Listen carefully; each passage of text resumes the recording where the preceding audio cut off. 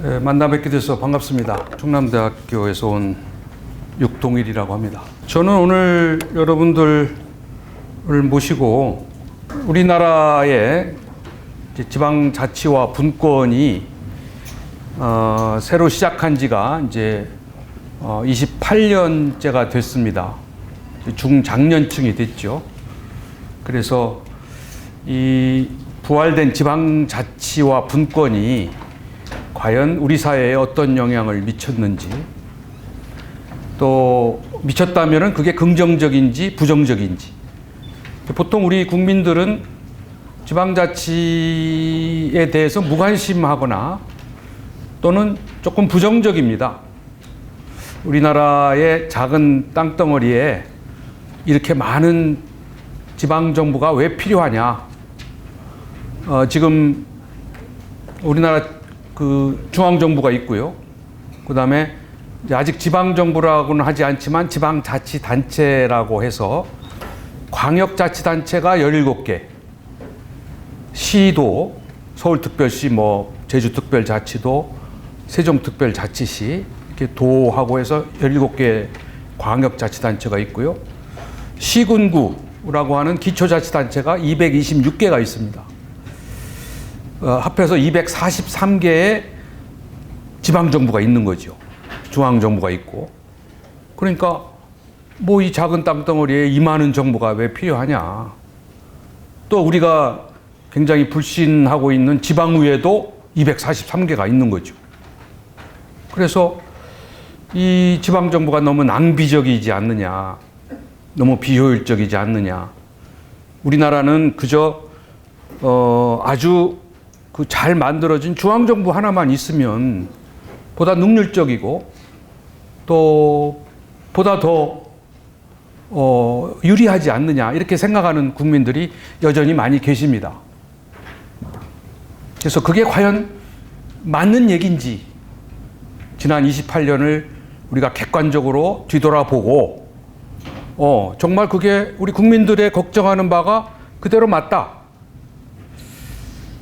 또는 아니다, 우리 사회에 그래도 좋은 긍정적인 변화가 있을 것이다 라는 것을 오늘 비교하면서 지방자치를 뒤돌아보고, 그렇다면 앞으로 어떻게 해야 될 것인지, 지방자치를 포기할 것인지, 아니면 축소할 것인지, 아니면 잘하고 있으니까 지방자치를 더 확대할 것인지, 아니면 수정이 많이 필요한지, 이런 미래의 지방자치와 분권의 방향에 대해서 오늘 말씀을 좀 드리고자 합니다. 저는 요즘에 우리 한국 사회를 여러분도 정말 답답하게, 불안하게 지켜보고 있지 않습니까? 정말 우리 국가 사회가 어디로 가려고 하는지 너무 걱정이 되고, 또 그거를 다루는 정치인들이 우리를 많이 실망시키고 걱정스럽게 하고 있습니다. 그렇죠? 저도 그 점에 대해서 세 가지 점에 대한 위기의식을 느끼고 있어요. 지금 우리 사회에.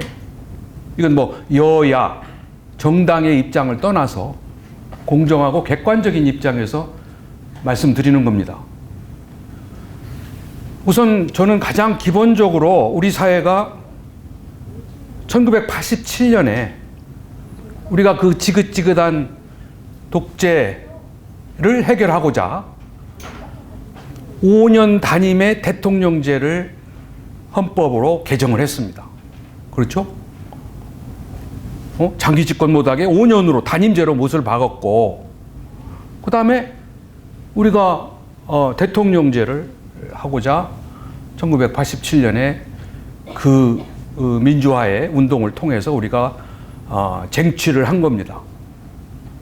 그래서 지금 8번째 대통령을 우리가 우리 손으로 뽑았어요. 8번째입니다. 전두환 대통령부터 시작해서 전두환 대통령을 빼고 노태우 대통령부터 시작하면은 이제 7번째 민주화된 우리 손으로 뽑은 대통령이죠.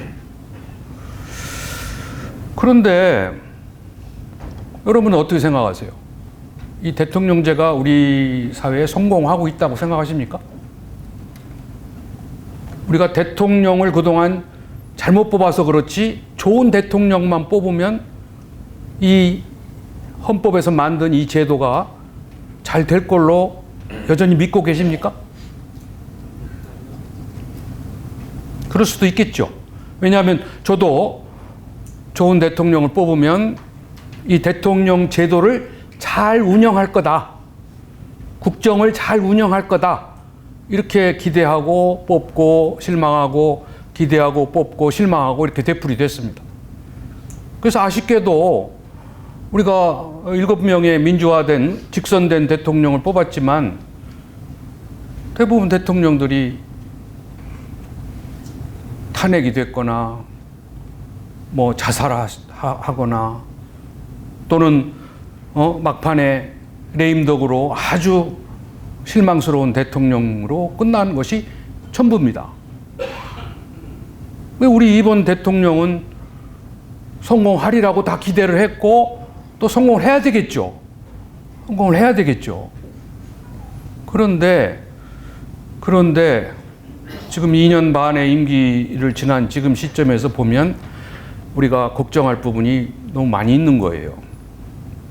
지금 우리는 이 대통령제가 말하자면은 이 단임제를 고수하다 보니까 여러 가지 부작용이 이제 아주 심화됐습니다.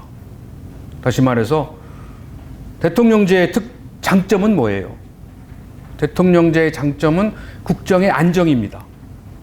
국정의 안정이에요. 왜냐하면 내각제를 우리가 지켜보면 내각제는 맨날 불신임하고 선거하고 새로운 내각을 구성하고 이런 모습을 우리가 봤기 때문에 미국 또는 프랑스 이런 나라를 염두에 두고 대통령제를 하면은 가뜩이나 우리가 안보적인 문제, 경제적인 문제가 있기 때문에 안정된 국정 운영을 할 수 있다고 우리는 믿고 있었습니다.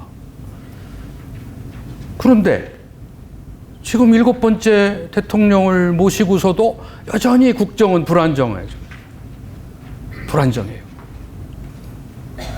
또 대통령제의 본질에서 조금 벗어나서 굉장히 기형적인 대통령제를 하고 있습니다. 다시 말해서 국회의원이 장관도 하고 이거는 대통령제에 없는 겁니다. 또 양당제가 대통령제의 좋은 파트너인데 국회가 다당제가 돼버리고 다당제는 원래 의원내각제에서 하는 거거든요. 그래서 그러한 약간의 그 변질된 대통령제를 하면서 우리가 아직 정착을 못하고 있다. 그리고 아쉽게도 요즘에 우리가 모델 국가로 삼고 있는 미국 대통령제가 위기를 맞고 있습니다. 미국 대통령제는 그래도 상당히 안정된 국정 운영을 했고 여야 정권 교체를 통해서 국가가 발전해 나가는 그러한 제도라고 우리는 굳게 믿고 있었는데 요즘에 미국의 대통령제를 보면 이거는 아닌 것 같아요. 지금 굉장한 위기입니다. 대통령이 탄핵 위기에 몰린 이상한 지금 모양도 나타나고 또 국정이 안정되지 않고 분열과 대립이 극심해지고 있습니다. 그 자랑스러워한 여야 정당 제도도 망가지고 있습니다. 붕괴되고 있어요. 그래서 우리가 저 나라를 우리가 모델로 할 필요가 있을까? 할 정도로 상당히 심각한 문제입니다. 그래서 저는 걱정이 뭐냐면 이 대통령제가 우리나라에서 이제 생명을 다하지 않았느냐, 수명을 다하지 않았느냐 이런 생각이 들어요. 이 대통령제를 가지고 설령 정권이 다시 연장이 돼도 달라지지 않을 것 같고 또 정권이 설령 바뀐다 하더라도 사람은 바뀔지 모르지만 방식과 문화와 시스템은 바뀔 것 같지 않은 이런 걱정이 듭니다. 그래서 저는 지금 우리 사회에 안고 있는 큰 위기의 하나가 민주주의의 위기다. 민주주의의 위기다. 공교롭게 지금 전 세계가 다 위기예요. 미국도 위기, 대통령제인 미국도 위기, 뭐 영국도 뭐 브렉시트 해가지고 난리법석, 일본도 위기지요. 뭐 안정된 것처럼 보이지만 민주주의를 향해서 발전하는 방향으로 가는 건 아닙니다. 일본도 적과 동지로 갈라가지고 아베가 자기네 지지 세력은 잘 유지하고 정권은 유지하고 있지만 저게 정상적인 민주주의의 모습은 아닙니다. 일본도 우리를 적대시하면서 중산층 이하 서민들은 굉장히 고생을 하는 거죠. 그러나 일본의 대기업이나 이런 데는 더 좋아진 겁니다.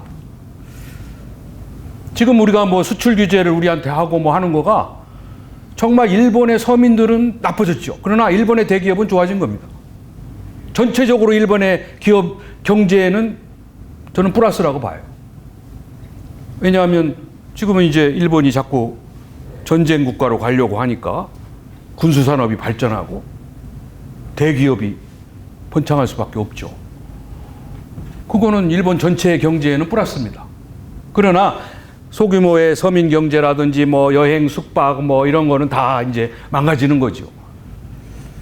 그러니까 일본 입장에서는 뭐 별로 나쁜 건 아니에요. 그 와중에 아베는 인기를 유지하고 있으니까 경제가 좋아진다는 명분을 가지고. 그러나 우리가 닮고 싶은 민주주의의 모델 국가는 아니다 그거죠. 일본이. 중국, 러시아 뭐 말할 것도 없잖아요. 지금 중국은 황제 국가로, 독재 국가로 지금 가고 있잖아요. 홍콩의 민주주의를 억압하면서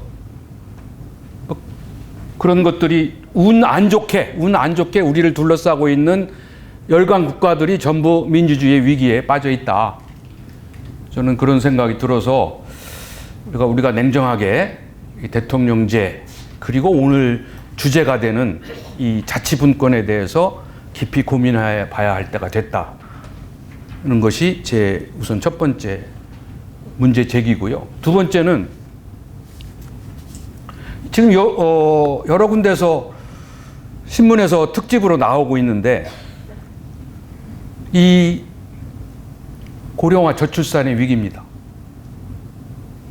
이거는 결국은 대한민국의 경쟁력을 약화시킬 뿐만 아니라 지방이 소멸이 되는 그러한 문제가 우리 발등에 불로 떨어진 겁니다. 그래서 이따 나오겠지만 우리나라의 고령화율이 속도도 세계 제1위고 고령화율도 제일 높습니다. 이제 현재 65세 인구가 전체 인구의 15%에 도달했어요. 7%가 넘으면 고령화 사회, 14%가 넘으면 고령 사회, 20%가 넘으면 초고령 사회인데 우리는 이미 고령 사회로 접어들었죠. 그리고 그 속도는 점점 빨라서 2050년이 되면 무려 40%의 65세 인구가 전체 인구의 40%를 차지한다는 겁니다. 세계 최고의 고령화율이죠. 지금 세계 최고는 일본입니다만 일본을 뛰어넘어서 우리가 거의 전체 절반의 인구가 고령 인구, 65세 이상의 인구가 되는 거예요. 지금은 700만 명이 넘지만은 이제는 뭐 한 1,500만 명. 그런 고령화율과 저출산 문제죠. 지금 저출산도 작년에 2018년에 가임 여성 1인당 0.98명밖에 아이를 안 낳았단 말이죠. 전체 출생 인구는 32만밖에 출생이 안 됐어요. 한때는 100만 명을 낳았다가 지금 32만 명. 이제 금년이나 내년엔 30만 명 밑으로 떨어진다는 겁니다.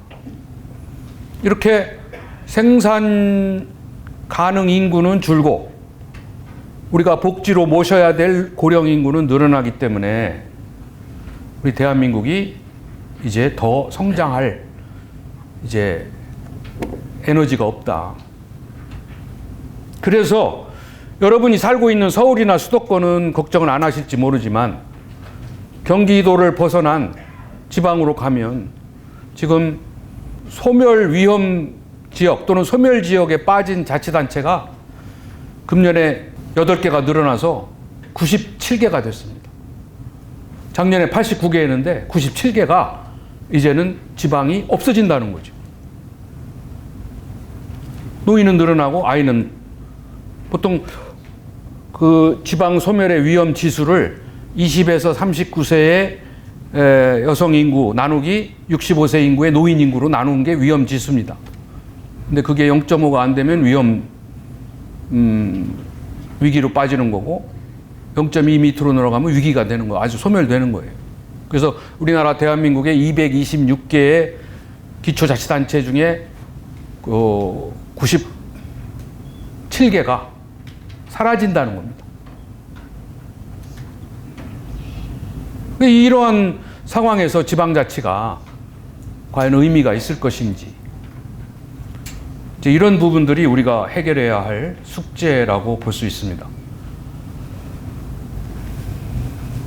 아무튼 이 고령화 저출산의 문제는 우리가 그동안에 지난 13년 동안에 139조를 썼어요. 139조를 썼어요. 그런데 백방이무효라고 전혀 해결의 실마리를 못 찾고 있습니다. 돈으로 해결될 문제는 아닌 것 같아요. 특히 우리 비수도권 지방은요, 이제 젊은이들은 수도권으로 가야 돼요. 지방에서는 할 일이 없습니다. 대학을 나와도 일자리가 없고 서울로 수도권으로 가야 그나마 일자리가 생기기 때문에 서울로 수도로 가고 있습니다. 2명 중에 1명은 수도권으로 가요. 그리고 그들이 뭐 좋은 교육을 받고 뭐 해가지고 다시 이 지방으로는 내려오지 않습니다. 못 내려오죠. 지방에 일이 없으니까. 그런데 그러면 서울에서 성공하느냐? 서울은 집값이 어마하게 튀지요. 뭐 물가는 올라가죠. 서울에서 살아도 뭐 직업을 가지면 조금 낫고 아니면 아르바이트를 해서 겨우겨우 연명하고 사는 거예요. 아이를 낳을 조건이 안 되는 거죠. 이게 악순환이 되는 겁니다. 악순환. 그래서 이 저출산 고령화의 지방 소멸 문제는 노인 복지 문제가 아니라 지역의 문제입니다. 우리는 지역의 문제예요. 그런데도 아쉽게도 우리가 이 수도권과 비수도권의 격차 문제를 해결하기 위해서 가장 강력한 정책으로 만든 것이 뭐예요? 세종시입니다. 세종시예요. 신행정수도였죠.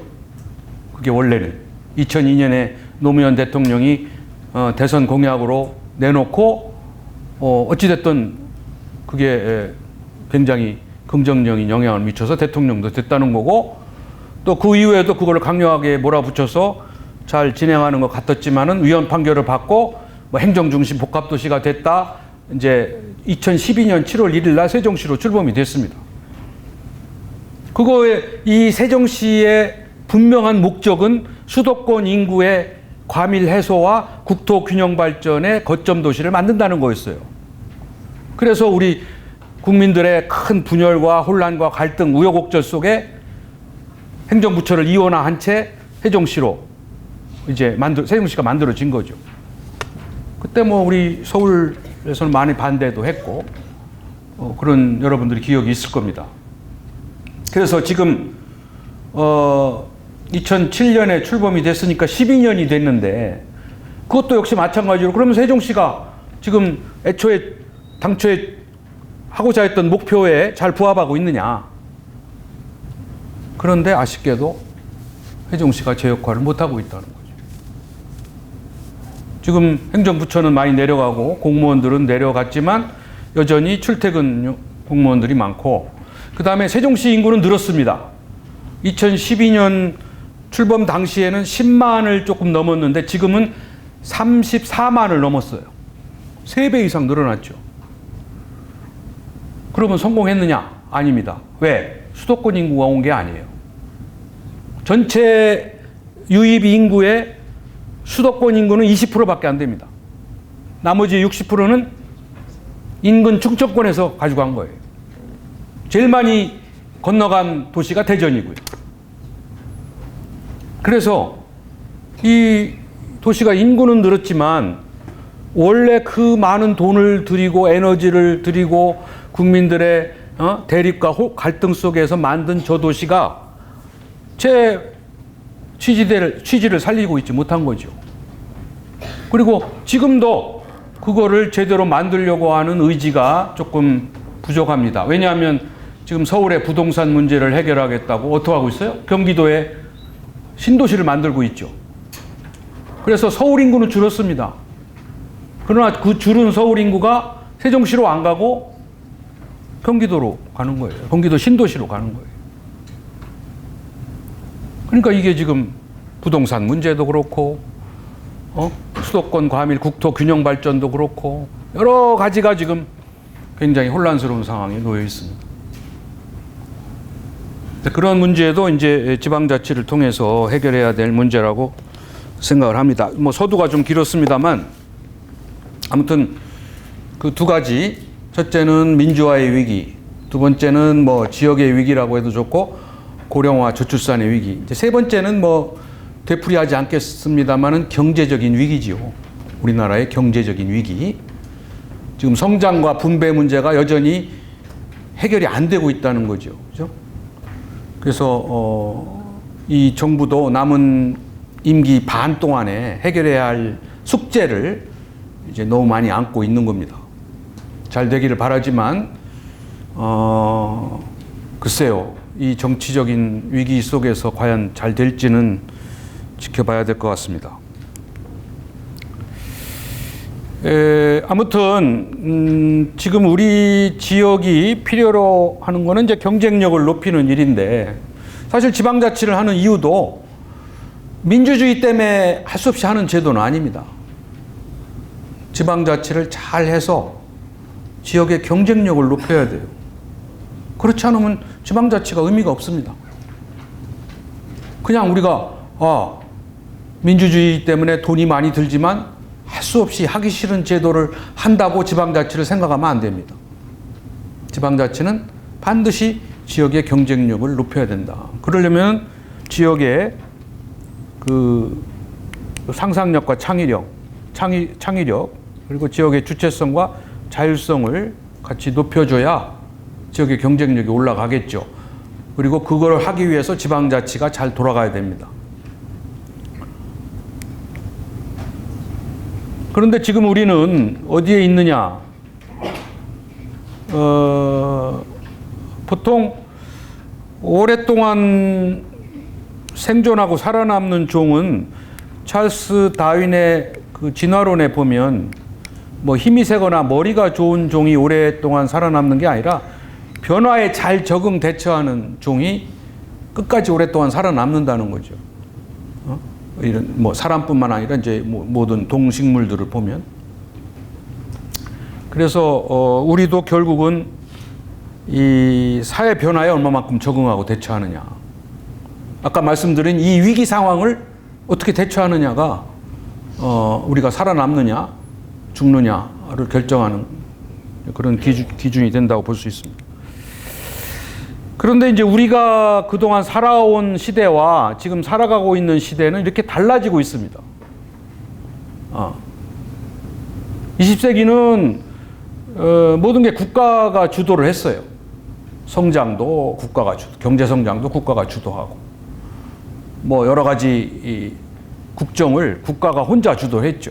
그것도 중앙정부가. 그리고 그 당시에 추구하는 핵심적 가치는 성장지향적인 겁니다. 뭐 크게 만들면 GNP도 커지고 1인당 GNP도 많아지면 저절로 다 행복해질 거다. 이렇게만 생각을 했고요. 그 다음에 국가와 중앙이 주도하기 위해서는 전부 다 획일적이고 타율성을 강조해야 됩니다. 국가가 다 계획 세우고 통제를 하는 게 주도하는 거거든요. 그래서 계획된 대로 통제하려면은 획일적이어야 되죠. 타율적이어야 되죠. 말을 잘 들어야죠, 국민들이. 저마다 다 자기 원하는 얘기를 하면 안 됩니다. 그게 20세기의 시대상이라고 본다면, 이제 21세기는 그거는 이제 통하지 않고, 이제는 국가가 주도하기보다는 주민이 주도하고, 중앙정부가 아니라 지방정부가 주도해야 되고, 우리가 아직도 해결하고 있지 못한 성장과 분배의 문제를 어떻게 같이 해결할 것인가. 뭐 성장만 하면 저절로 분배가 될 줄 알았죠. 수도권이 잘 살면 남는 잉여 자원들이 비수도권으로 저절로 넘어갈 줄 알았고, 잘 사는 사람이 못 사는 사람에게 혜택을 줄 줄 알았죠. 그게 아니란 말이죠. 더 부익부 빈익빈 현상만 커졌고 격차는 더 늘어났단 말이에요. 거기에 대해서 우리 반발과 저항이 생긴 겁니다.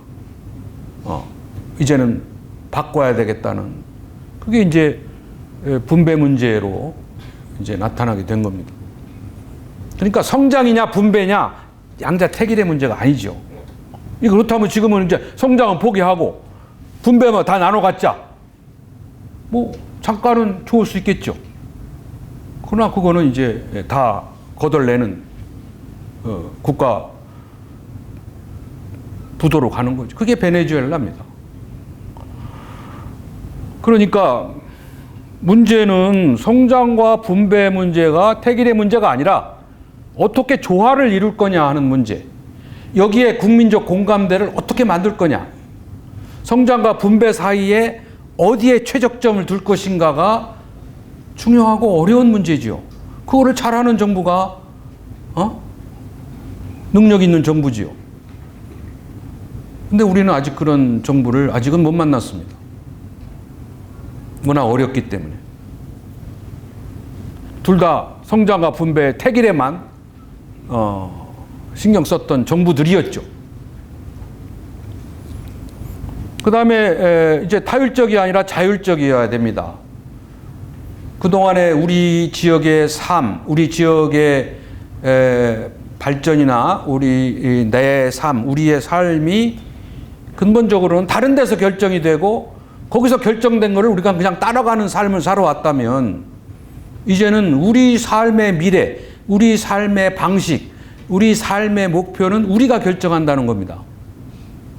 그래야 진정한 삶의 의미가 있는 거고 또 주체적인 삶이 되는 거죠. 주체적인 지역이 되고 주체적인 삶이 된다. 그래서 이제 21세기는 우리가 주체성을 가지고 자율적으로 우리 삶을 우리 스스로 결정할 수 있는 그러한 시대로 가고 있습니다. 이게 쉬운 게 아니죠. 쉬운 게 아닙니다. 남이 시키는 대로 살아온 것에 익숙한 사람은 자기 혼자 자율적으로 살아가기가 굉장히 어려워요. 자율적으로 살려면 책임을 져야 되거든요. 자기 삶에 대해서 책임을 져요. 자기 스스로 결정하려고 하면은 자기 결정할 수 있는 역량이 있어야죠. 그죠? 다른 데서 결정을 못하게 우리 지역과 내 삶에 대해서 우리가 내가 결정한다고 하면은 그 결정을 할 만한 능력이 있어야 되는 거죠. 그리고 그 결과에 책임을 져야 돼요. 그래서 자율적으로 산다는 게 말은 쉽지만 결코 쉬운 일이 아닙니다. 그래서 우리가 21세기에 우리가 생존, 또 의미 있는 생존, 그냥 살아가는 서바이브가 아니라 의미 있는 삶을 살기 위해서는 창의와 자율과 공존이 이루어져야 됩니다. 이 가치가 존중이 돼야 되죠. 그러려면은 기존에 살아왔던 방식과는 근본적으로 달라야 된다. 이제 국가와 중앙에서 주민과 지방 주도로 가야 된다. 이게 저절로 가는 게 아닙니다. 이게 이따 나오겠습니다만은 자율성이나 뭐 지방 자치나 이거는 저절로 남이 주는 게 아니에요. 국가나 지금은 시대가 바뀌었기 때문에 그동안의 모든 그 권력을 가지고 있던 국가나 중앙정부가 시대가 바뀌었으니까 이제 우리가 하던 이 기득권을, 이 권력을 이제는 돌려주겠다고 이렇게 시혜적으로 돌려준 나라는 없습니다. 다 지방과 우리가 뺏어온 거예요. 쟁취한 거예요. 투쟁을 통해서. 그게 쉬운 게 아니다 이거죠. 그래서 국가와 중앙에서 주민과 지방 주도로 패러다임이 바뀌려면은 많은 노력이 필요한 거예요. 우리가 실력을 갖춰야 되고, 우리가 주인이 되니까 우리가 주인의식을 가져야 되는 거죠. 주인 되기가 쉽지 않아요. 주인 노릇하기가 쉽지 않습니다. 그래도 주인이 돼야 되는데, 그러려면 우리가 새로 태어나야죠. 주인답게.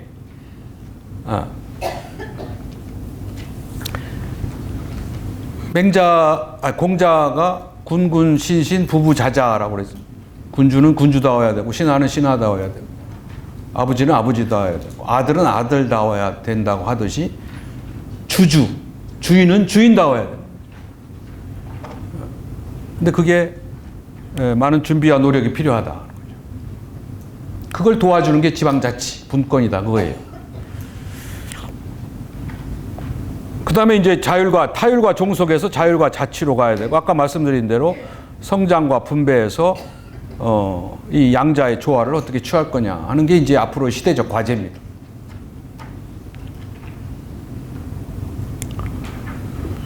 그러나 우리는 여전히 이 8대2의 격차가 여전히 상존하고 있어요.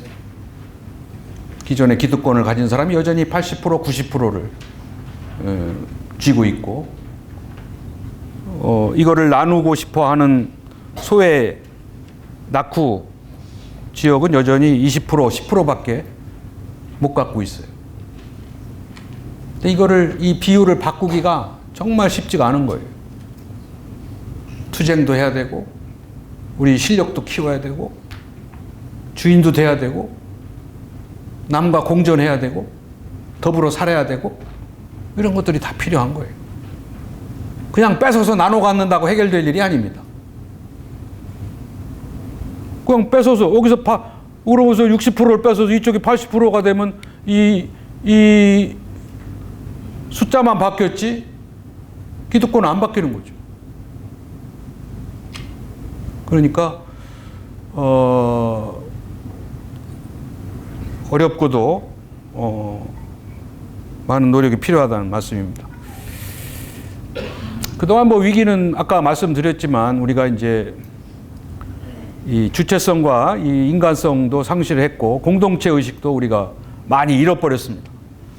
요새는 우리 서로 믿지 못하는 사회, 서로 우리가 신뢰하고 서로 존중하고 또 예의를 갖추고 이런 우리 선조들은 그렇게 살았는데, 하다못해 인간뿐만 아니라 이 동물하고도 이렇게 까치밥을 남겨둘 정도로 우리가 굉장히 휴머니즘 사상에 익숙해 있고, 또 작은 콩도 나눠 먹는 공동체 의식을 우리 전통적으로 우리 선조들은 지키면 살았는데, 지금은 다 망가졌어요.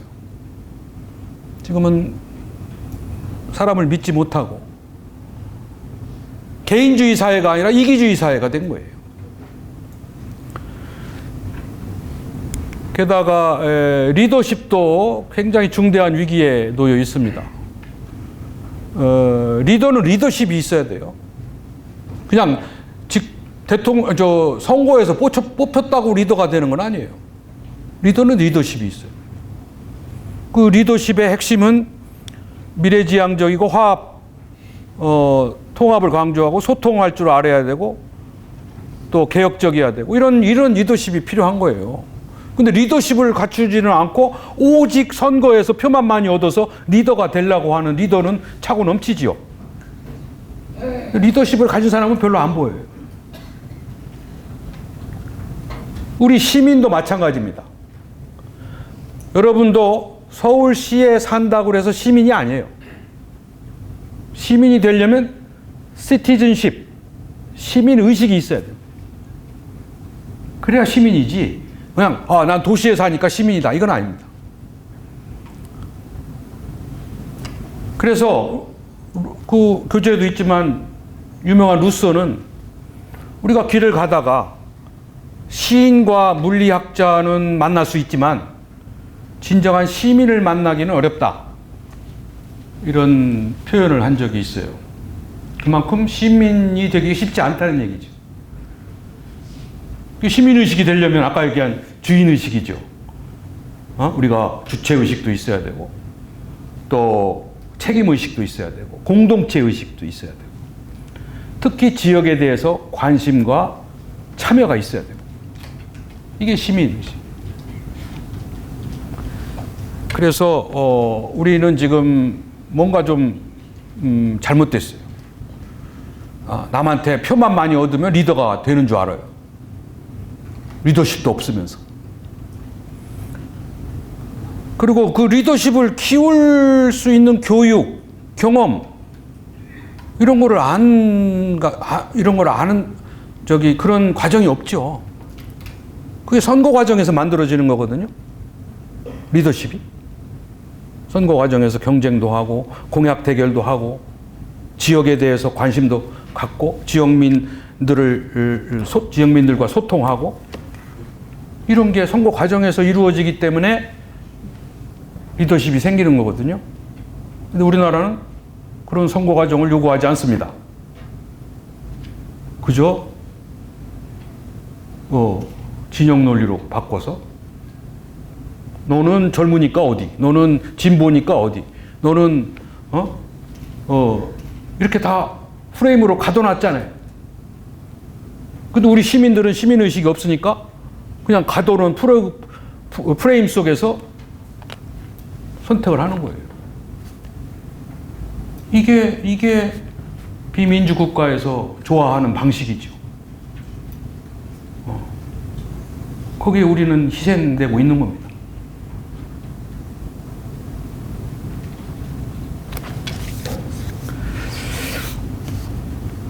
그 다음에 지금 우리는 이 도덕적 해이 상태에 빠져 있어요.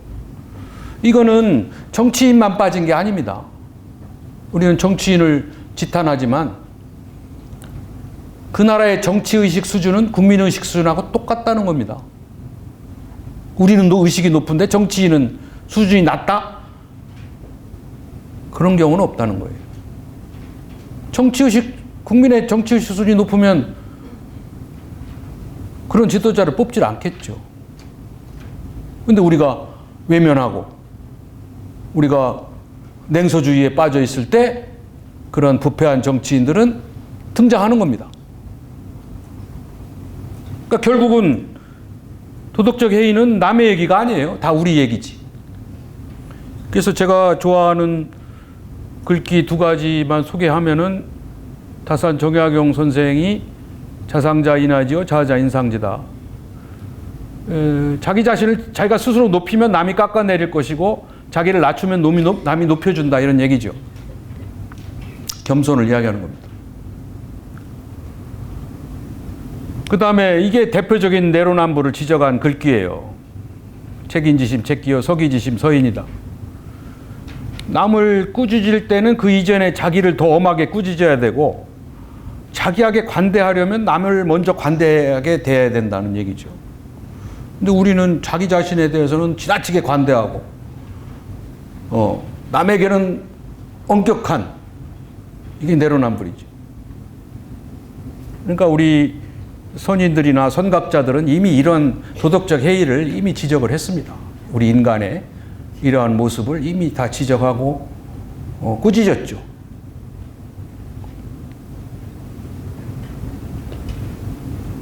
이것도 우리의 발목을 잡고 있는 굉장히 중요한 우리의 그 문제입니다. 이 자체를 가지고 정치인만 지탄하고 우리는 아닌 것처럼 하는 자체도 내로남불이죠. 우리가 다 같이 성찰해 봐야 될 그런 중요한 과제입니다. 여기에는 이제 뭐 교육의 문제, 종교의 문제, 뭐 이런 게 다 포괄적으로 다 정치의 문제, 사회 문제 이게 다 함축되어 있는 거예요. 그리고 이 맹자의 가유삼성이라는 말이 있습니다. 그래서 집안이 잘 되려면 세 가지 소리가 크게 들려야 된다, 그런 얘기거든요. 그래서 우선 어린아이 우는 소리가 크게 들려야 된다. 어린아이 해성이라고. 이게 이제 아까 말씀드린 저출산을 이야기하는 거예요. 집안에 아이가 안 나오면 뭐 이제 가문이 끊기겠죠. 그 다음에 기성은 이게 배틀 기자거든요. 그래서 배틀 짜는 소리라는 건 가계, 경제가 돌아가는 소리입니다. 옛날에 이제 집안에 배틀을 짜서 집안을 꾸렸다는 그런 그것을 기원한 이제 이야기이기 때문에 이건 집안의 경제를 말하는 거고요. 세 번째가 이게 이제 교육입니다. 집안에 글 읽는 소리가 단밖으로 크게 넘어가야 된다는 것은 교육을 말하는 거예요. 그래서 이 세 가지 소리는 가유, 집안만이 아니라 지유, 지역도, 국가도, 국유 삼성이기도 하고, 지유 삼성이기도 하고, 가유 삼성이기도 하고 그런 거죠. 그래서 지금 우리 국가사회도, 우리 국가도 출산율은 떨어지고, 우리가 가진 거는 사람밖에 없잖아요. 그나마 우리가 그동안에 우리 선조들이, 우리 부모들이 우리를 잘 가르치고 이렇게 교육을 잘 시켰기 때문에 우리가 이렇게 올 수 있었던 원동력이 됐던 거죠. 근데 이제 그것도 지금 망가져 가고 있는 거예요. 우리가 유일하게 가지고 있는 우리의 자원, 잘 훈련된 인적 자원을 우리가 이제 다 잃어버리고 있는 거단 말이죠. 그 다음에 이제 경제도, 국가 경제도 그렇고 지역 경제도 그렇고 아직 위기에 놓여 있습니다. 그 다음에 이제 교육이죠. 교육.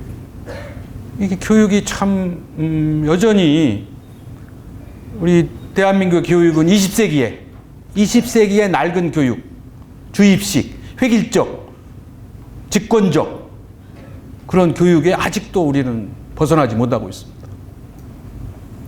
교육개혁이라고 해봤자 그 내용은 정시를 얼마나 하고 수시를 얼마나 하냐, 그 비율을 가지고 교육개혁의 목표예요. 지금 세계는 제4차 산업혁명 시대에 새로운 인재를 키우기 위해서 혈안이 되어 있는데 우리는 여전히 이 비정상적인 대학의 문을 이렇게 하느냐 저렇게 하느냐 가지고 이 교육개혁의 목표로 삼고 있으니 이게 대단히 잘못된 거죠. 하여튼 우리가 이 교육이라고 하는 거는 수단이 아니라 목표입니다. 우리가 이 뭐 공장을 짓고 뭐 산업화를 하고 뭐 이거는 이 지역의 인재를 잘 육성을 하고 지역의 인적 자원을 개발하고 많은 사람들이 좋은 교육을 받아서 사람다운 삶을 살게 해주는 게 궁극적인 발전의 목표죠. 그렇죠? 사람입니다. 사람이. 나머지는 수단이고. 근데 지금 교육이 영 제자리를 못 찾고 있습니다. 지방교육도 마찬가지예요. 교육감 선거도 잘못되고 있습니다. 교육감 직선 바꿔야 되는데 못 바꾸고 있죠. 교육감 직선을 하는 나라는 많지 않아요. 더구나 우리같이 진보냐 보수냐 교육감을 둘 중에 하나로 구분해 놓고 모든 교육정책을 그렇게 가고 있다는 나라는 없습니다. 어떻게 한 사람을 놓고 진보와 보수로 분류를 할 수 있겠어요? 진보 정책, 보수 정책은 얼마든지 있을 수 있지만 한 사람이 진보, 저 사람은 진보 교육감, 저 사람은 보수 교육감 이렇게 낙인 찍혀서 지역의 정책을 끌고 가는 나라는 없습니다. 진보 보수는 상대적 개념이에요. 그리고 젊어서 진보가 안 되면 가슴이 없는 거고 나이가 들어서까지 보수가 안 되면 머리가 없는다는 말이 있어요. 이 사람마다 젊어서는 진보였다가 나이 들어 보수 될 수도 있고 보수였다가 진보 될 수도 있고 어떤 정책은 나는 보수적일 수도 있고 어떤 정책은 진보적일 수 있는 겁니다. 근데 어떻게 사람을 자꾸 진보 보수로 다 딱 잘라가지고 무 잘라서 딱 잘라서 구별해 놓고 진보 쪽에서는 진보표를 가져가려고 하고 보수는 보수표를 가지고 가려고 하는 선거 전략의 일환이지 그건 당치 않는 얘기인데 우리는 거기에 지금 빠져 있는 거예요. 그런 딜레마에 빠져 있는. 그리고 진보 보수는요, 이쪽에서는 진보지만 저쪽에서는 보수입니다. 등소평이 내세운 정책은 대처가 내세운 정책하고 똑같아요. 근데 등소평은 진보고 대처는 보수요. 이거는 상대적이다는 거죠. 우리는 거기에 지금 함몰된 채 진보 보수의 낡은 개념에 우리가 아직도 빠져 있는 거예요. 하물며 교육까지도 하물며 정치는 그렇다 치고 교육조차도 진보 보수로 나눠서 이렇게 대립 갈등을 한다는 거는 이거는 퇴보하는 거죠. 퇴보하는 거죠. 참고로 여러분들이 이번에 표준대학에서는 이제 지방자치와 분권에 대해서 배운 과정을 겪고 있는데 저는 배운다는 거 교육의 목적이 도대체 어디에 있느냐 이 점에 대해서 많이 좀 고민을 해봤어요. 이게 지식과 정보를 얻는 것이 교육이냐 배우는 거냐. 근데 저는 여러 고민 끝에 내린 결론이 교육, 배움의 목적은 세 가지라고 봐요. 지식과 정보를 얻는 것은 수단이고 그걸 통해서 우리가 열정을 배우고 겸손을 배우고 사랑을 배우는 거다. 배우는 거는 행복하기 위해서 배우는 거잖아요. 궁극적으로는.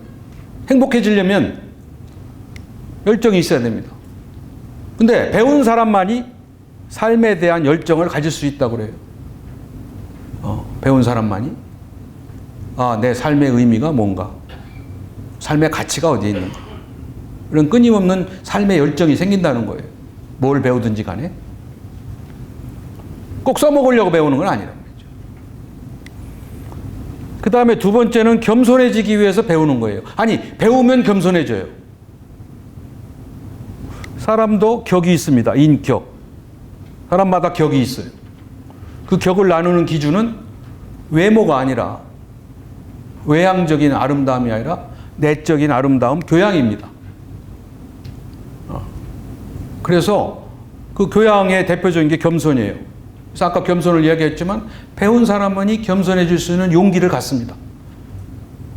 배운 사람만이 배울수록 모르니까 모르면 모른다고 이야기할 수 있는 거는 배운 사람만이 할 수 있는 용기예요. 안 배운 사람은 괜히 아는 척하고 잘난 척하고 겸손할 줄 모르죠. 그래서 겸손한 사람을 보면 저 사람은 상당히 많이 배운 사람이구나 이렇게 보면 되게 맞습니다.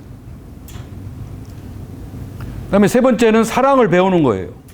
거기에는 인간에 대한 사랑, 뭐 사회과학이 자연과학은 자연에 대한 사랑, 또 진리에 대한 사랑, 지역에 대한 사랑, 주민에 대한 사랑 이런 게 있어야 돼요.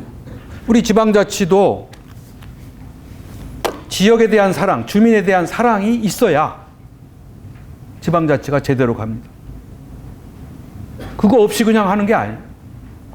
우리 지역을 잘 살게끔 하는 애착, 지역에 대한 사랑, 애정, 존중 이런 게 있어야 자기가 지방자치를 통해서 공무원이든 주민이든 의원이든 최선을 다해서 지방자치의 주인이 되죠. 그러니까 우리가 정말 뭐 공부를 잘해서 시험을 잘 봐서 의사가 되고 판검사가 돼서 그러면 저절로 행복해질까요? 아닙니다. 그렇게 된 사람은 오히려 뭐 자살한 사람도 있고 그래요. 후회하는 사람도 있고. 근데 그거는 이걸 배우지 않아서 그래. 사랑을 배우지 않아서. 의사는 환자에 대한 사랑, 인간에 대한 사랑, 판검사도 마찬가지고. 그렇게 돼야 행복감을 느끼죠. 그래서 그 부분을 우리가 이 교육에서 소홀히 한 부분입니다. 그래서 여러분들도 앞으로 평생 교육 시대에 살아가는데 배움의 목적은 여기에 있다라는 것을 잘 받아들이면 굉장히 도움이 될 겁니다. 그래서 그런데 이제 여기서 한 가지 더 우리가 배운다라는 거는 항상 새로운 거를 생각하잖아요. 새로운 지식과 정보를 배운다. 뭐 그렇죠. 여러분도 오늘 뭔가 좀 새로운 거를 좀 듣고 싶고 새로운 지식과 정보를 좀 알고 싶어서 오신 분들이 많이 있을 거예요. 그런데 새로운 것을 얻는 거 이전에 더 중요한 거는 기존에 자기가 갖고 있는 잘못된 지식과 정보 그리고 사고의 방식을 버리는 겁니다. 우리 사람들은 뭐 언제 한번 들어온 지식과 정보를 착 버리지 않으려고 그래요. 이미 다 유용하지도 않고 낡아빠진 요즘은 지식과 정보의 홍수 시대라고 그러잖아요. 2020년이 되면 지금 유용한 지식의 절반은 다 쓸모없이 됩니다. 2030년이 되면 지금의 유용한 지식의 2%만 살아남는다는 거예요.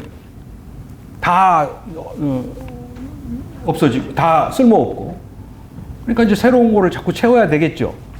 그런데 새로운 걸 채우려면은 기존에 낡아 빠진 이미 유용하지 쓸데없는 지식과 정보를 버려야 됩니다. 근데 우리 인간은 버리지 않으려고 그래요. 끝까지 써먹으려고. 그게 이제 고집. 그게 독단이 되는 겁니다. 지식과 정보는 그렇지만 더 중요한 거는 사고의 방법. 예를 들어서 내가 중고등학교 때 정말 사회주의 사상에 관심이 많았어요. 다 그렇죠. 사회주의는 저는 지금도 사회주의 사상은 굉장히 숭고한 사상이라고 생각을 해요. 우리가 다 능력에 따라 일하고 필요한 만큼 배분받는 사회, 사회주의 사회입니다. 우리가 가지고 있는 능력만큼만 일해도 필요한 것을 다 배분받을 수 있다. 얼마나 유토피아입니까?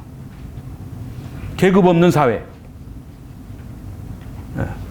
이거는 지금도 우리 인간이라면 살고 싶은 사회고 우리가 만들어내야 될 사회입니다. 그러니까 사회주의가 나쁜 건 아니에요. 사회주의 사상과 철학이 나쁜 건 아닙니다.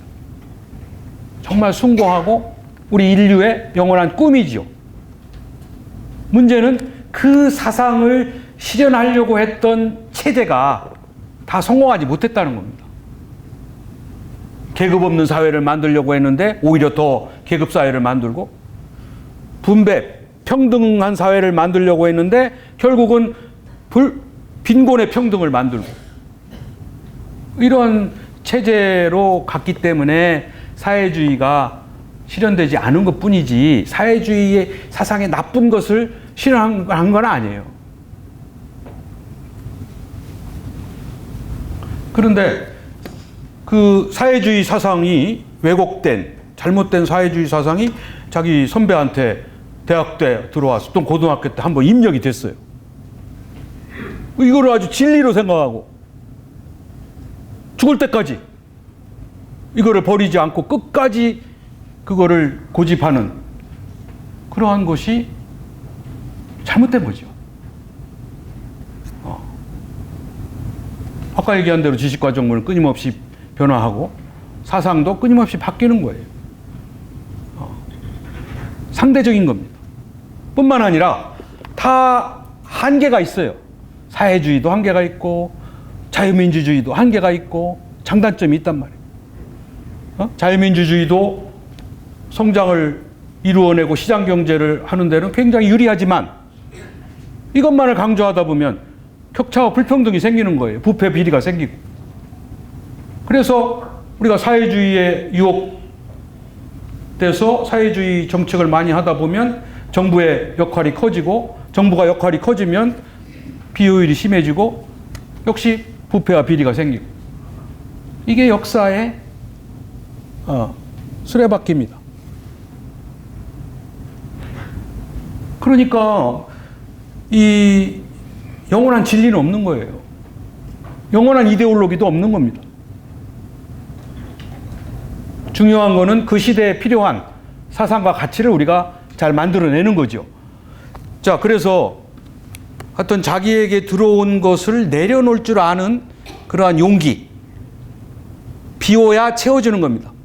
따라서 이쪽 얘기도 들어보고 저쪽 얘기도 들어보고 공정하고 객관적인 입장에서 자기가 판단해서 결정을 해야지, 하나 들어온 것만 고집하고 이것만이 옳다, 다른 거는 배제하는 거니까 잘못된 배움의 자세다. 그렇죠. 근데 우리가 이게 잘못된 거예요. 우리 교육이. 일방적인 교육. 그러니까 그 교육을 받은 학생들도 피해자고 나중에 가해자고 그렇습니다. 피해자인 동시에 가해자예요. 잘못 받은 교육, 불균형적인 교육을 받은 거죠. 다 충분한 교육을 받아서 자기가 판단해서 자기 스스로 선택하게 해줘야 되는데 일방적인 것만 받아서 그것만 알고 살아가고 또 그 독단에 된 것을 그대로 또 남에게 강요하고, 이거 자체는 피해자인 동시에 가해자가 된 거죠. 저는 그런 교육은 잘못된 거고 배움의 자세가 아니다. 배움은 자기를 비울 줄 알아야 된다. 그래서 배우는 거는 새로운 걸 얻는 것도 중요하지만 잘못된 거를 폐기하는 것이 앞서야 됩니다. 고쳐야 되는 거죠. 자꾸 새 것만 좋은 게 아니에요. 새 것을 통해서 내가 기존에 알고 있는 지식과 정보 또는 사고방법이 이건 잘못됐구나, 이게 내 독단이 되었구나, 이렇게 그것을 버릴 줄 아는 그러한 용기가 중요한 배움의 자세다. 교육은 잘 가르치는 사람만이 효과가 있는 게 아니에요. 잘 가르치고 잘 배워야 됩니다. 근데 이제 이거를 우리가 그동안 소홀히 한 거죠. 우리 교육이. 그저 생각하게 만들지 않고 그저 주입식으로 정답만 외워, 쓸데없는 소리 하지 말고. 그러니까 사람이 상상력과 창의력을 가지고 또는 비판의식을 가지고 문제 제기를 할 수 있는 걸 다 억제한 거예요. 정답만 가르친 거예요. 사지선다형 선택 전략만 가르친 거예요. 그게 지금 오늘의 현실입니다. 그래서 그런 교육을 받고 자란 사람이 석박사가 되고 판검사가 되고 뭐 해서 국회의원이 되더라도 학력 수준은 높아졌지만 그 사람의 생각과 그 사람의 판단은 아주 초보적인 거지요. 그러니까 국회가 저렇게 쌈질하고 막말하고, 그거는 저 사람들이 못 배워서 그런 게 아니에요. 학력 수준이 높습니다. 판검사 출신이고 박사고 뭐 그런 사람이 수두룩해요. 그런데 하는 짓은 영 아니잖아요. 그거는 우리의 잘못된 교육의 결과입니다. 민주주의는 절대 학력 수준이 민주주의를 보장해 주지 않아요. 민주주의가 학력 수준이 높아졌기 때문에 민주의식이 높아진다? 천만의 말씀입니다. 민주의식이 높아지려면 거기에 필요한 교육을 해야 되고 그 교육을 제대로 받을 수 있는 자세가 만들어져야 되죠. 근데 우리는 젊어서 교육을 받으면서 무슨 대화하는 법을 배웠습니까? 토론하는 법을 배웠습니까? 합의를 이루어내는 무슨 연습을 했습니까? 그저 민주주의라면 과반수의 원리만 하나 딱 알고 있죠. 민주주의 방식은 과반수. 근데 과반수도 잘 안 되니까 또 5분의 3. 이런 제도를 가지고 문제를 해결하려고 한 거예요. 서로 토론하고 대화하고 타협하고 협상해서 합의를 만들어내는 민주주의의 기본 정신은 외면하고 그냥 결정 방법으로 다수결의 원리 하다 보니까 동물국회 되고 또 뭐 동물국회 안 하려고 5분의 3으로 결정 기준을 바꾸니까 식물국회 되고 이런 식이에요. 그러니까 이게 저는 민주주의의 방식을 지키지 않았다, 다수결의 원리를 지키지 않아서 민주주의가 안 된다, 이건 아닙니다. 다수결의 원리는 최후의 최악의 결정 방법이에요. 어떻게든지 대화를 통한 합의를 이루어내는 것이 민주주의의 기본 원리입니다. 근데 이제 아까 말씀드린 대로 민주주의가 위기를 맞으면서 미국도 지금 그러한 본질을 잃어버리고 이제 그런 진영 논리로 수싸움을 하고 있는 거죠. 그게 이제 민주주의의 위기라는 거예요.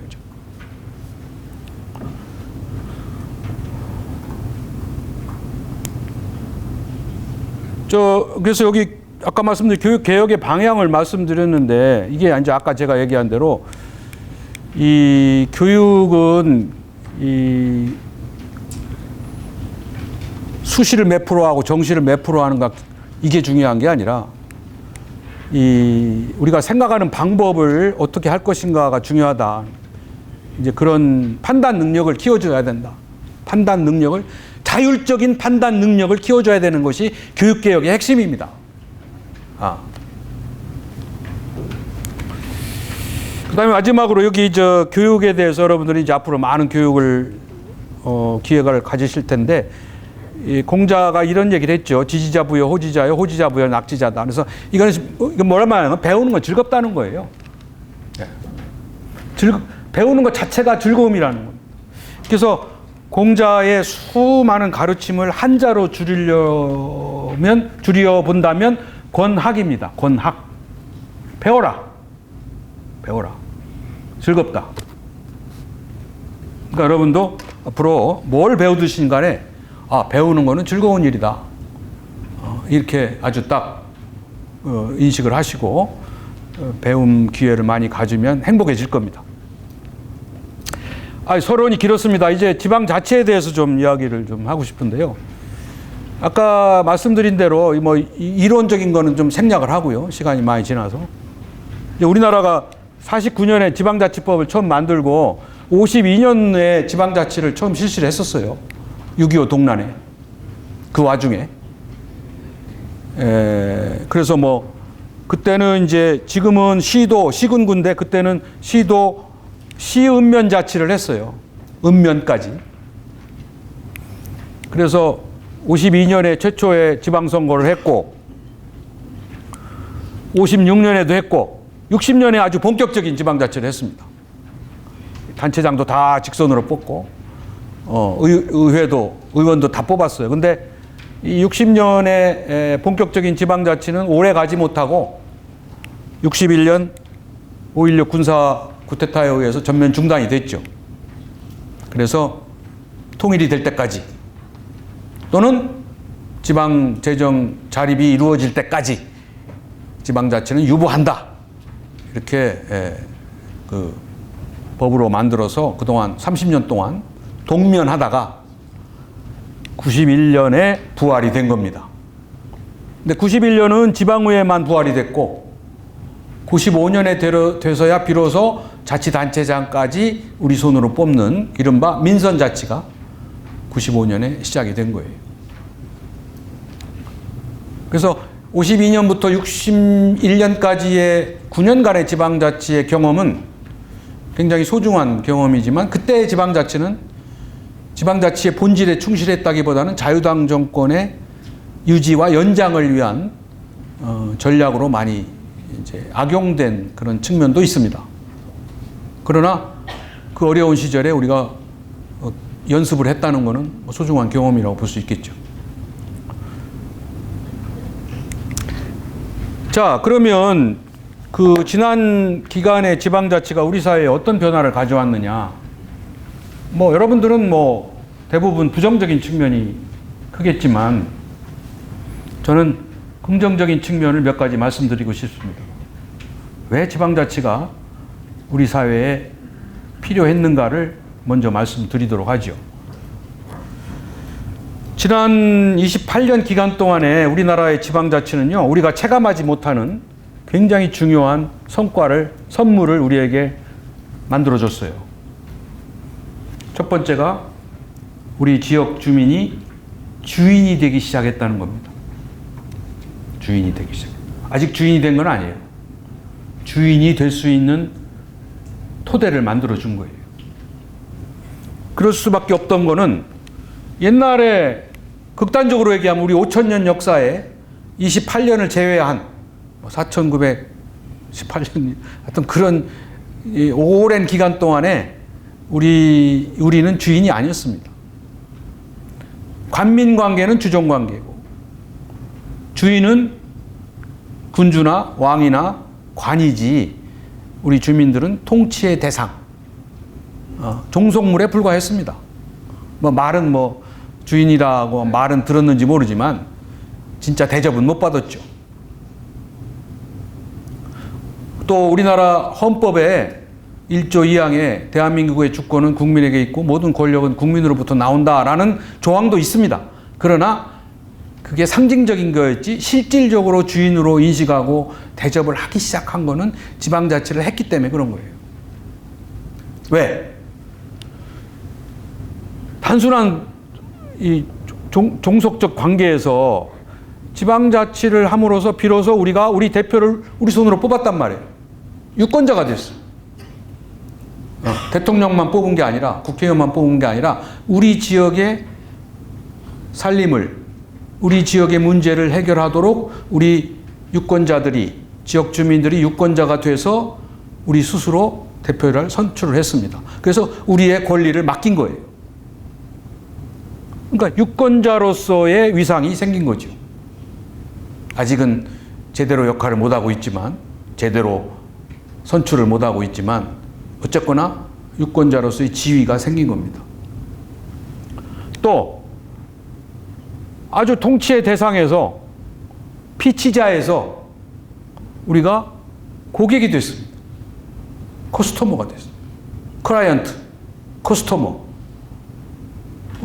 관이 우리를 고객으로 생각하고 서비스를 통해서 우리를 만족시키려고 하는 혁명적인 변화가 일어났습니다.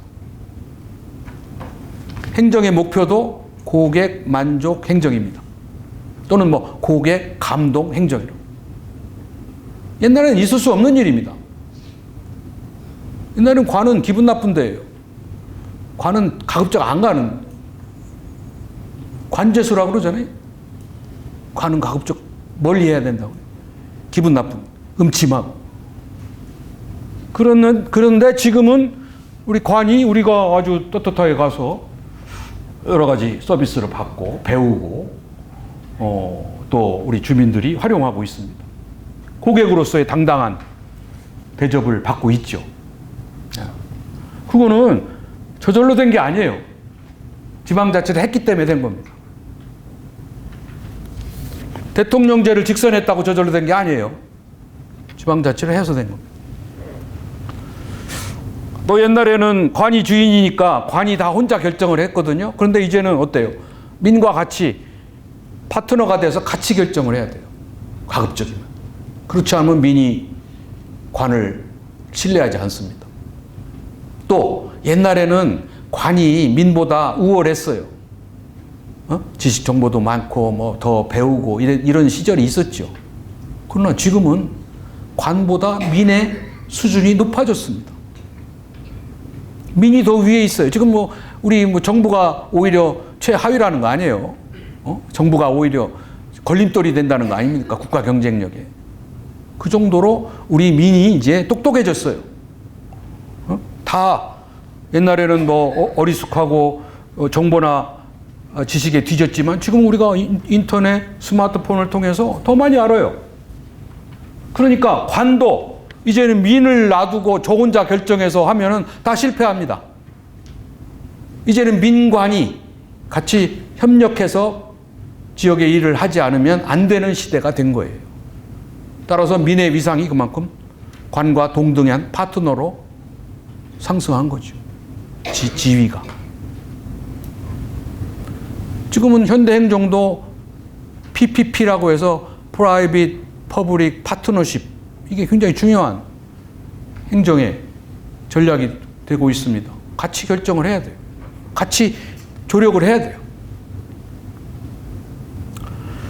또 이렇게 가다가 이제 결국은 오너가 되는 거, 주인이 되는 겁니다. 아직은 안 됐어요.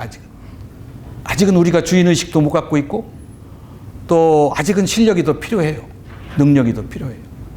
따라서 지금 이렇게 지위가 여기에서 또 하나 빠져 있는 게요. 납세자라는 지위입니다. 납세자. 우리는 거기에 희박하지요. 좀 납세자.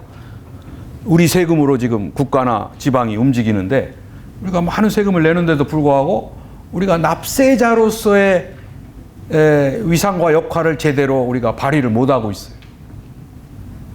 이미 지방자치 선진국은요, 납세자라는 무시무시한 힘을 가지고 있습니다. 이 납세자를 우습게 보면요, 세금을 안 내요. 조세 저항을 합니다. 그럼 어떻게 돼요? 자치단체가 파산하죠. 시장이 구속됩니다.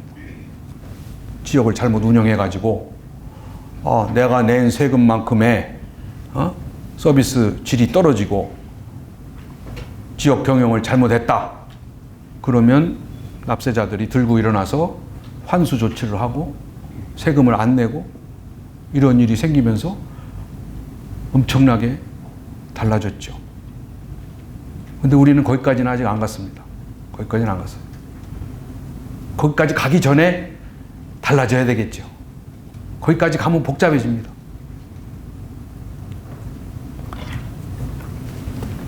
기업은 좀 달라졌죠. 기업의 갑질, 기업주의 갑질, 이거는 요새 조금 달라졌어요.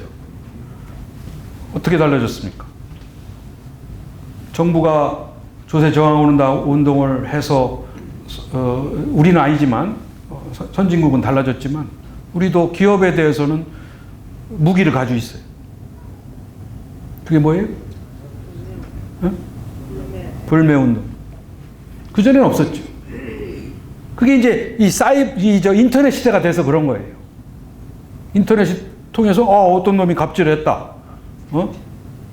어디 우유, 어디 빵집, 어디 치킨, 많았잖아요.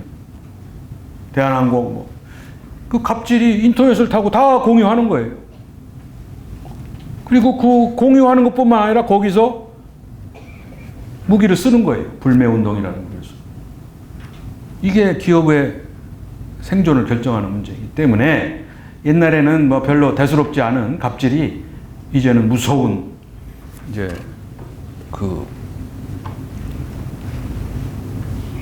일들로 나타나게 된 거죠. 자, 이렇게 주인이 됐다는 거고요. 두 번째는 더 큰 성과입니다. 지난 28년 지방자치가 부활돼서 지난 28년 동안에 우리 사회를 한번 뒤돌아보면 얼마나 많은 일들이 있었어요. 우선 경제적으로도 IMF다, 외환위기다, 지금도 위기가 지속되고 있습니다. 지소미아다, 또 안보적으로는 지금도 지속되고 있지만 북한의 핵 문제, 연평도 포격, 천안함 침몰, 이런 숱한 안보 위기가 있었지만 우리가 잘 극복해 나가고 있습니다.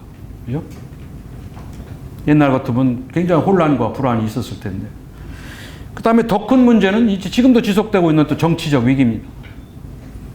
대통령의 탄핵, 자살, 이런 전대미문의 이런 사건들이 우리나라에서 다 이루어졌습니다. 전 세계적으로 하고 싶은 실험을 우리가 다 하고 있는 거예요. 대통령이 구속되면은 감방을 어떻게 꾸미고 옷을 어떻게 입히고 이런 거가 다 우리가 다 모델 국가입니다. 다 배워갔어요. 대만에서도 와서 대통령 구속할 때는 어떤 식으로 어떻게 하는가를 다 배워갔어요. 그대로 다 했습니다. 중국도 예의주시하고 있어요. 자기네들의 정치적 미래가 되기 때문에 안 보는 것처럼 하지만 한국이 굉장히 주시하고 있는 국가입니다. 하여튼 대한민국은 참 다이나믹해요. 데모를 하는 기술도 세계 최고, 데모를 막는 기술도 세계 최고. 두 개 다 수출해요. 예, 물론 다 그렇죠. 하여튼 그런 나라였는데 우리가 그걸 잘 극복하고 있어요. 그나마. 그러면서 우리가 정권 교체도 했어요.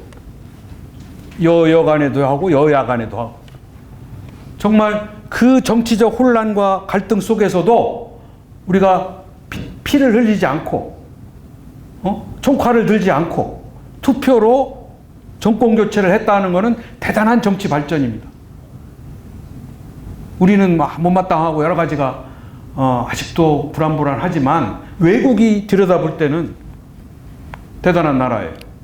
금방 망할 것 같이 촛불 들고 태극기 들고 금방 망할 것 같은데 저놈의 나라가 또 저렇게 흔들흔들 하지만 또 선거로 정권 교체도 하고 굴러가고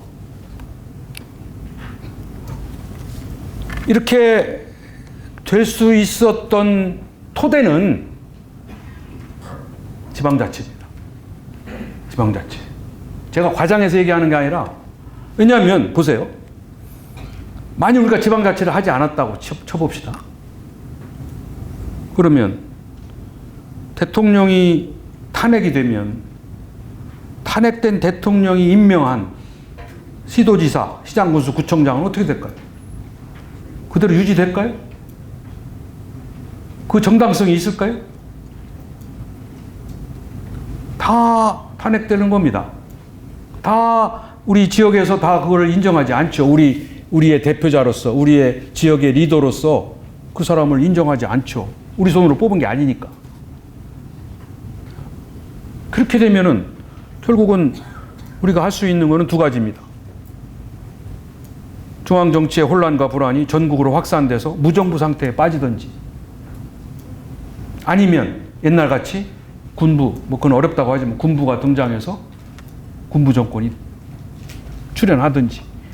우리 역사로 보면 둘 중에 하나밖에 없어요.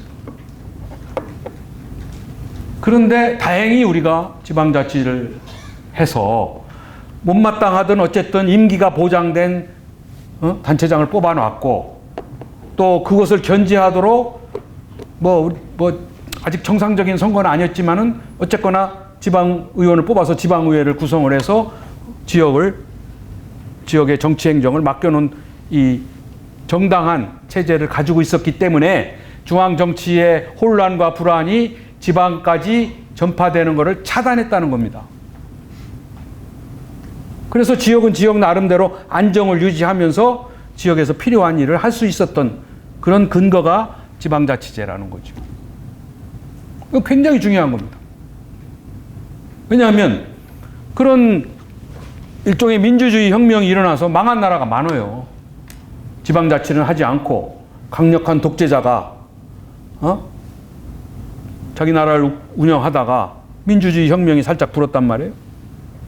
그러니까 다 들고 일어나가지고 그 독재자를 처단하고 사회는 무정부 상태에 빠져가지고 사회 체제가 붕괴된 나라가 2000년대 초반에 이집트, 튀니지, 리비아 이런 나라들, 또 남미의 이런 나라들 다 민주주의 혁명에 의해서 다 체제가 다 붕괴됐습니다.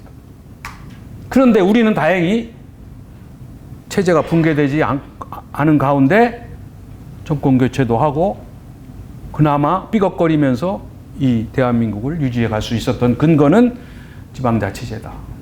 저는 그렇게 확실하게 말씀드릴 수 있습니다. 따라서 지방자치제는 그래서 하는 거예요. 그 위험 부담을 줄이기 위해서 하는 거예요. 지금은 돈도 들고 비능률적으로 보이고 또 많은 문제점이 있는 건 사실이지만 이 체제가 있기 때문에 국가 사회 체제가 붕괴되는 것을 막는 거예요. 다시 말해서 중앙 정치의 혼란과 불안을 차단하거나 최소화시키는 제도가 지방자치제도라는 겁니다. 따라서 우리는 그 혜택을 이미 본 거죠. 그 혜택을. 우리는 체감하지 못하고 우리는 아직 그걸 정리하고 그 말을 하는 사람이 없지만 저는 그 점에서 지방자치제는 우리가 정말 부활하기를 잘했다. 그렇지 않으면 지난 기간에 이 엄청난 안보, 경제, 정치 이 위기와 혼란이 우리 사회를 망가뜨릴 수 있었다. 그렇게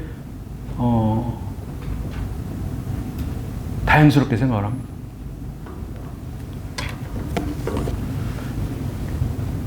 그래서 여기 보신 것처럼 이 중앙 정국의 혼란과 불안을 최소화해서 평화적 정권 교체 같은 정치 발전도 이루었다. 그리고 또 우리가 앞으로 하기 나름에 따라서는 또 얼마든지 가능한 일입니다. 이 지방자치를 통해서 안정된 지방 정국을 가지고 정치 발전을 지속해 나갈 수 있는 토대가 마련이 된 거예요.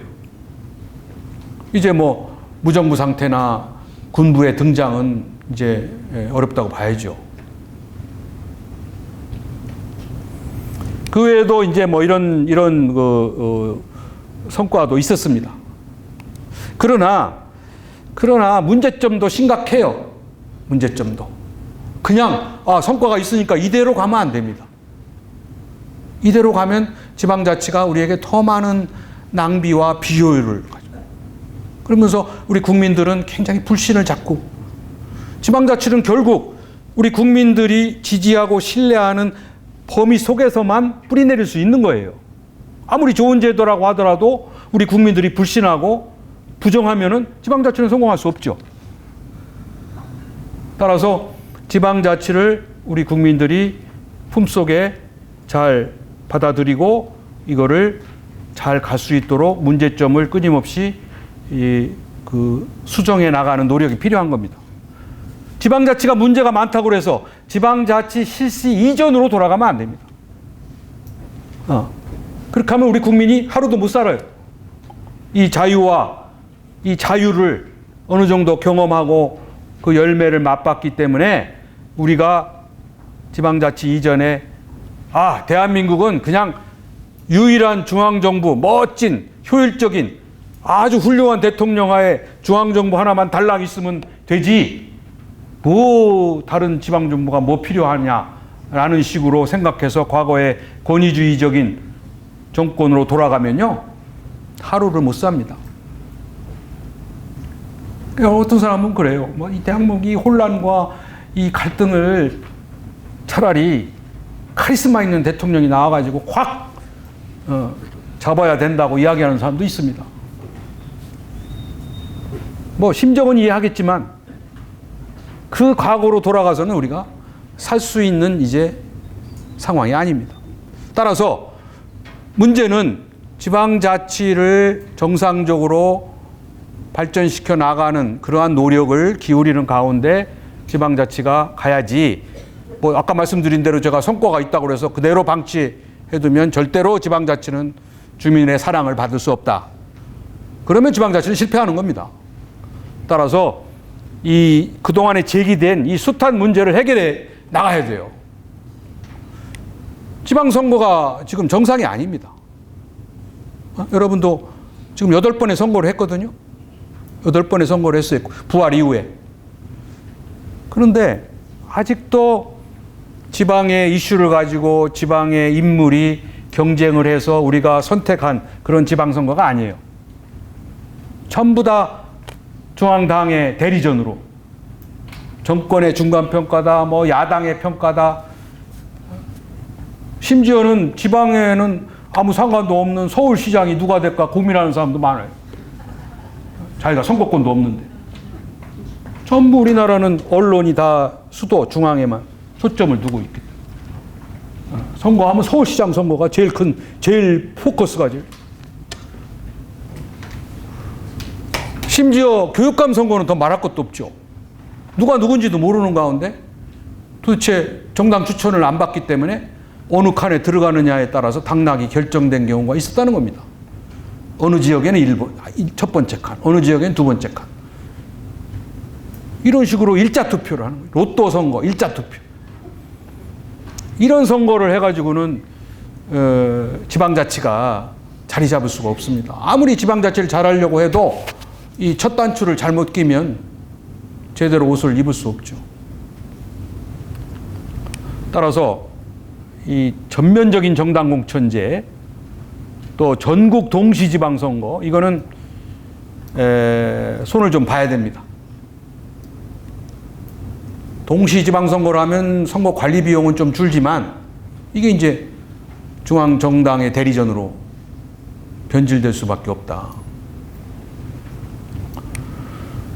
두 번째는 지금 우리나라의 지방자치제도는 전국이 똑같이 획일적입니다. 도시든 농촌이든 인구가 많든 적든 의식이 높든 낮든 똑같은 옷을 입혀놨어요. 덩치가 크든 작든 똑같은 옷을 입혀놓고 자치를 하려고 하니까 제대로 되겠어요? 그죠?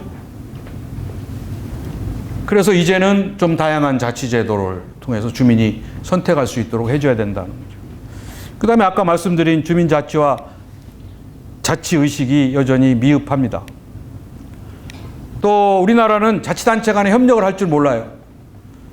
외국은 국경을 초월해서도 자치단체 간에 협력을 하는데 우리는 자치단체 간에 국경보다 더 높은 담을 쌓고 교류 협력을 안 해요. 이건 지방자치가 아닙니다. 그러니까 자치단체마다 다 축제 따로 해야 되고 체육관, 복지시설 다 따로 만들어야 되고 엄청난 낭비라는 거죠. 이건 아닙니다. 이건 잘못된 거예요.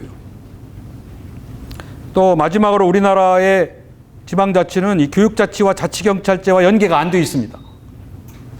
지방자치의 가장 중요한 과제는 교육과 치안이에요. 근데 이게 우리 주민하고 주민의 결정권하고 통제권에서 상당히 멀어져 있어요. 그래서 이 문제도 이제 해결을 해야 됩니다. 시간이 많이. 그래서 우리가 이제 선거가 중요하다는 말씀을 제가 드렸는데 내년에도 선거를 하죠. 근데 선거가 한 표에 의해서 역사적인 운명이 바뀌는 사례가 많다는 겁니다. 이게 이제 세계적인 실제 사례예요. 그래서 아주 먼 옛날에 그리스 시대에는 광장에 모여서 대화하고 토론해서 결정을 했다는데 어느 모임체에서 토론의 주제가 여성은 인간인가 동물인가. 지금 생각하면 기분 나쁜 얘기고 말도 안 되는 어처구니 없는 얘기지만 옛날에는 굉장히 심각한 토론 주제였다고 그래요. 그래서 몇 날 며칠을 토론했는데 결론이 안 나서 투표를 해서 한 표 차이로 여성도 인간이다 이렇게 결론이 났다면, 만일 거꾸로 결정이 났다면 또 더 많은 시간 동안 여성들이 수모를 당했겠죠. 그죠? 또 1770년 미국이 독립할 당시에도 미국의 국어를 독어로 할까 영어로 할까 망설였답니다. 그런데 결론이 안 나서 투표를 해서 한 표 차이로 영어가 미국의 국어가 됐다는 거예요. 만일 독어가 됐다면 세계사가 바뀌었을 거죠. 하나만 더 든다면 1923년에 그 2차 대전의 전범 아돌프 히틀러가 나치당의 당수가 될 때는 한 표 차로 됐대요. 나중에 이제 총통이 될 때는 200만 표 차로 됐지만은 처음에 나치당의 당수가 될 때는 한 표 차로 됐대요. 그렇기 때문에 이제 독일이 이제 전범에 의해서 이제 참혹한 전쟁을 치루었고 600만 명의 유태인이 희생됐다는 거죠. 이 잘못 지도자의 선택에 의해서. 그래서 사실은 독일도 말이에요. 히틀러를 주민 직선으로 할 때까지는 자기네들이 굉장히 민주주의 국가로 자부를 했습니다. 다른 나라는 못했는데 자기네들은 선거에 의해서 히틀러를 총통으로 뽑았거든요. 그러니까 독일은 민주주의 국가다. 그리고 내 손으로 뽑은 우리의 지도자가 시키는 대로 하는 것이 민주주의로 타당하다 이렇게 생각한 거예요. 그래서 못된 짓을 정당화시킨 겁니다. 죄인지 모르고만 한 거예요. 그래서 종전 후에 독일이 굉장히 이제 참여를 하고 선거만 한다고 민주주의는 아니구나. 더 중요한 거는 선거를 하는 유권자의 판단력이 중요하다. 이런 결론을 내리고 독일이 민주주의 훈련을 굉장히 시켰습니다. 지금도 하고 있고. 그래서 지금의 이제 지방자치의 모델 국가가 됐고 또 전범임에도 불구하고 유럽에서 인정해주는 잘 나가는 국가로 지금 돼 있죠. 그만큼 민주 시민 교육을 철저히 시킨 결과입니다. 그리고 민주주의는 선거만 한다고 되는 게 아니라 국민들의 또는 선거에 임하는 유권자의 판단력이 전제되지 않으면 선거는 의미가 없다는 겁니다. 그러니까 우리가 선거 끝나면 뭐 투표율 몇 프로? 70%가 됐으면 성숙한 민주주의 국가가 됐다. 그래서 뭐 그냥 뭐 옛날에는 말이 막 동원해가지고 뭐 투표장 끌고 가고 뭐 이런 거 했잖아요. 의미가 없다는 거예요. 한 사람 한 사람의 선거에서 판단력, 이게 중요하다. 그렇게 하십니까? 우리 지방선거도 8번의 선거를 했는데요. 그동안에 동점자가 7번 나왔고 1점 차로 승패가 갈린 건 13번이 나왔어요. 주로 이제 뭐 기초선거죠. 국회의원 선거도 3번이나 한 표 차로 당락이 바뀌었습니다.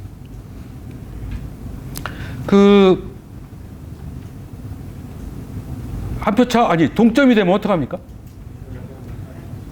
연장자. 연장자가 뭐 중요한 기준인가요? 뭐 여기 어르신도 많이 있지만 나이 먹은 사람이 우선권을 가져야 되나요?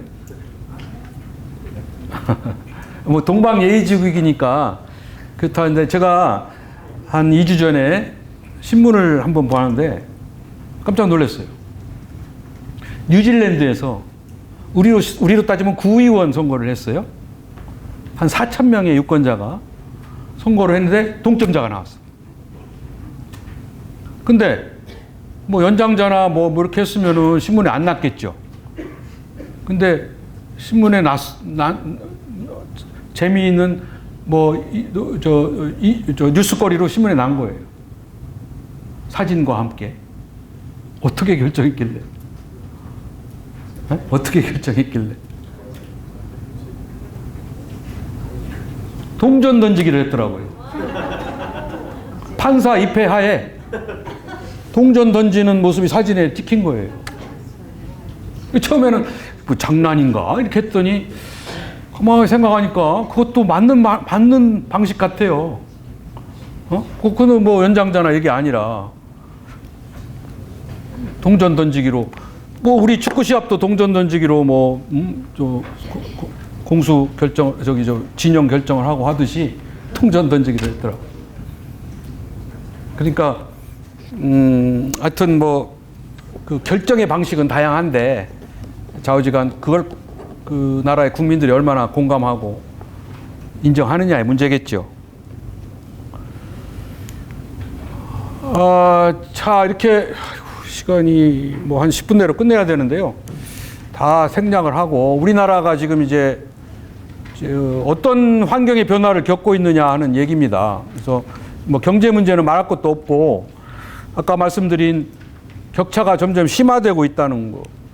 지금 수도권의 인구는 서울 인구는 줄지만 수도권의 인구는 50%가 다시 넘어섰어요. 좋은 일입니까? 수도권에 계신 여러분들은? 문제는 이제 우리 이 계층 간의 격차가 점점 심화되고 이제 이게 교육 격차까지 연계됨으로써 이제 부가 상속하고 가난이 대물림되는 현상이 기분 나쁜 거죠. 이제 개천용은 없어지고 뭐 가재, 붕어, 뭐 어쩌고 저쩌고 뭐 이런 말도 나오듯이 이게 이제 고착화되면은 이게 체제 위기로 나타나는 거예요. 체제 위기로. 아니 이 기회가 이제 없다고 생각하면은 이 체제를 반발하고 저항을 하겠죠. 그 체제가 무슨 체제든지 간에. 이거 보세요. 이 기막힌 이게 저는 대표적인 격차를 대변해주는 수치라고 보는데 잘 사는 사람 10%의 청년 결혼 비율은 82%인데 못 사는 사람 10%의 결혼 비율은 7%밖에 안 된다. 얼마나 서글픈 현실이에요. 그리고 잘 살 수 있는 기회는 영원히 없고 이렇다면은 어떻게 돼요? 이거는 저항할 수밖에 없겠죠. 지금 뭐 세계적으로도 마찬가지예요. 세계 슈퍼부자 8명의 재산을 합하니까 세계 인구 절반하고 같다는 거예요. 네? 뭐 빌 게이츠니 뭐 무슨 주커버거니 뭐 이런 그냥 달랑 8명. 그런데 여기 또 재밌는 통계 하나가 미국은 100대 부자 중에 78명은 자수선거를 했는데 우리나라의 100대 부자의 84명은 상속부자라는 겁니다. 그러니까 우리는 여전히 기를 쓰고 탈법, 불법을 해서 재산을 넘겨주려고 애를 쓰는데 미국도 처음에는 그랬어요. 미국도. 그런데 그렇게 해보니까 회사도 망하고 자식도 망하는 거예요.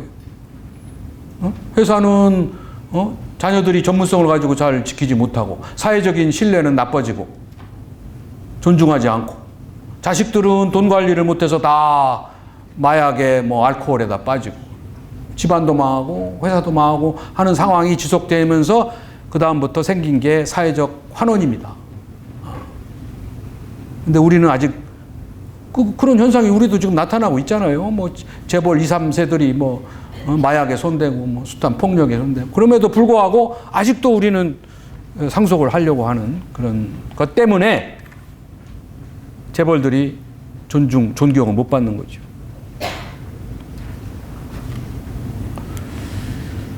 그래서 여기는 이제 수도권 비수도권 문제도 있고 이제 아까 말씀드린 인구 문제는 좀 말씀을 드렸고요. 지방이 소멸된다는 거 이렇게 점점 늘어난다는 거가 지금 심각한 문제로 볼 수 있고 그다음에 아까 이제 고령화 문제 얘기 말씀드렸었죠. 그래서 지금 우리 고령화는 이미 이런 전남은 초고령 사회가 됐고 이런 데는 이게 38% 지금 현재 40%에 육박해서 2050년이 되면 이제 아까 얘기한 40% 올려. 그래서 지금 생산 가능 인구가 노인을 부양할 부담이 점점 커져서 2050년에 한 명이 한 명을 부양하는 목말 사회, 목말 태우고 가는 사회. 이런 사회로 가면은 이제 세대 간의 밥그릇 싸움이 엄청나다는 거죠. 이거는 이념 갈등, 지역 갈등을 넘어서서 밥그릇 싸움은 아주 피비린내 나는 싸움이 된다.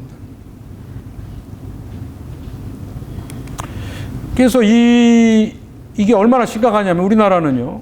옛날에는 이게 7%가 된 해, 14%가 된 해, 이게 20%가 된 해입니다.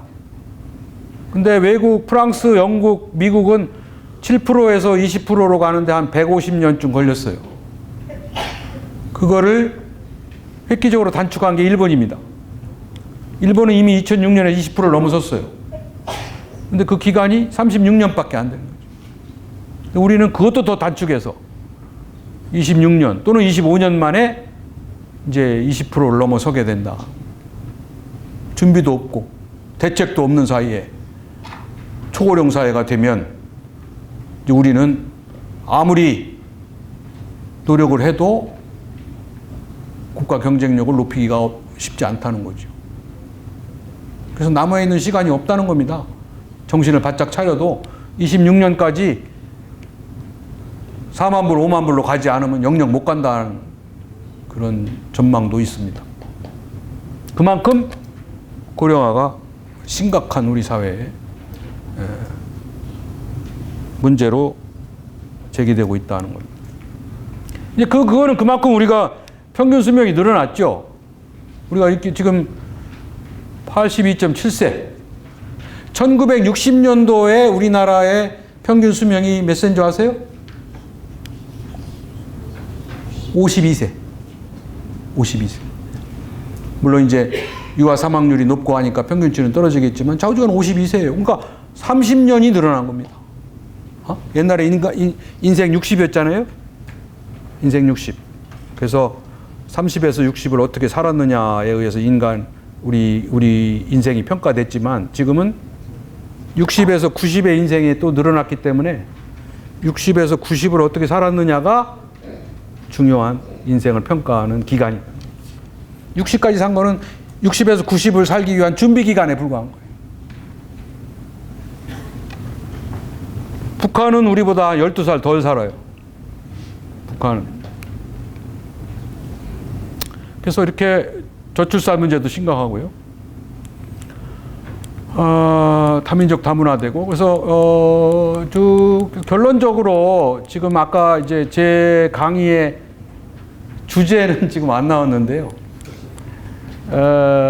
이 지방자치분권의 주역들의 역할과 과제가 제 강의의 주제입니다. 사실은 서론이 너무 길었는데 간단하게만 정리하면 지금 아까 모두에 말씀드린 대로 지방자치가 잘 되려면 청와대 중심의 국정운영 방식이 바뀌어야 됩니다. 청와대가 모두 다 집권적으로 문제를 풀려고 하면 지방자치도 안 되고 국정운영도 성공하기가 어렵다는 겁니다. 저는 이 정부가 들어서서 지난 정권의 그 실패를 거울로 삼아서 청와대 국정운영 방식을 대폭 바꿀 줄 알았어요. 슬림하게 하고 내각 중심으로 국정을 운영할 또는 중앙과 지방 간에 협력으로 할 줄 알았는데 아쉽게도 지금 청와대는 더 지금 비대해지고 있습니다. 장관이 안 보이잖아요. 그래서 이거는 빨리 좀 바뀌어야 된다는 거죠. 그 다음에 단체장도 바뀌어야 됩니다. 단체장도 좀 미래지향적이 돼야 되고 또 근본적인 의식과 역할을 바꿔야 된다는 얘기고요. 공무원들도 이제는 이런 역할로 돌아가야 됩니다. 지금 우리 공무원들은 단체 홍보나 이런 거에 주력을 하는데 본질적인 공무원의 대민관계 역할로 바뀌어야 됩니다. 또 지방의원도 달라져야죠. 지금 가장 불신받는 곳이 지방의회고 우리 주민들에게 가장 화나게 하고 있는 게 지방의원들입니다. 예. 없애버리면 이제 지방자치가 없어지는 건데요. 어떤 지방의원들도 지방의회의 필요성을 우리 국민들에게 보여줘야 됩니다. 뿐만 아니라 우리 유권자들도 잘못한 지방의원은 걸러내야 돼요. 잘 안 돼서 그렇지. 그래서 그 다음에 국회의원. 요즘에 이게 이제 주된 이슈인데요. 선거구제 문제 때문에 의원 정수를 늘리느니 줄이느니 하는데 저는 정수를 늘리고 줄이는 게 중요한 게 아니라 특권을 내려놓는 게 앞서야 됩니다. 보세요. 국회의원을 지금 이 특권을 그대로 유지한 채 국회의원의 정수를 100명, 50명으로 줄여놓는다. 한 사람 특권은 더 늘어나는 겁니다. 50명의 대통령이 되는 겁니다. 그거는 감당하실 수 있으세요? 절대로 특권을 먼저 내려놓는 우리가 요구를 해야 됩니다. 그래야 외국과 같이 진정한 봉사자로서. 선진국은 아무 특권을 안 줘요. 보좌관도 많이 안 줍니다. 여비도 많이 안 줘요. 특실도 안 태워요. 자전거 타고 다녀요. 그 대신 그들에게 주는 특권은 뭐냐면 주민들의 신뢰와 존경과 감사함입니다. 이 특권을 위해서 기꺼이 봉사하고 희생하는 거예요. 네. 그런 국회의원이 돼야 됩니다. 근데 우리는 아직도 그 부분이 명확치가 않아요. 그 다음에 교육감도 이제 바뀌어야 되고요. 지역 언론도 달라져야 됩니다. 지역 언론이 지방자치가 되면 지역 언론이 살아나거든요. 그러니까 중앙 언론은 싫어해요. 지방자치를. 시장을 뺏기니까. 그래서 지방 언론이 자리를 잡아야 돼요. 그다음에 가장 중요한 거는 뭐니 해도 우리 주민들이 자치의식을 고양하고 이 지방자치를 쟁취하는 것이 우리 주민들이 해야 할 가장 중요한 역할과 자세입니다. 이러기 위해서 우리가 표준대학도 만들고 또 귀한 여러분들을 모시고 이런 교육을 하게 된 이유입니다. 우리 주민들이 깨어나서 주인이 되자. 그러려면 이러이러한 준비를 하자. 이렇게 생각을 바꾸자. 이것이 이 표준대학의 설립 목적이고 제가 오늘 이 자리에 여러분들을 뵙게 된 이유입니다. 그래서 아까 이 말씀드린 거는 이제 그 교재에 있으니까 오늘 말씀 못 드린 거는 교재를 참고하시고요.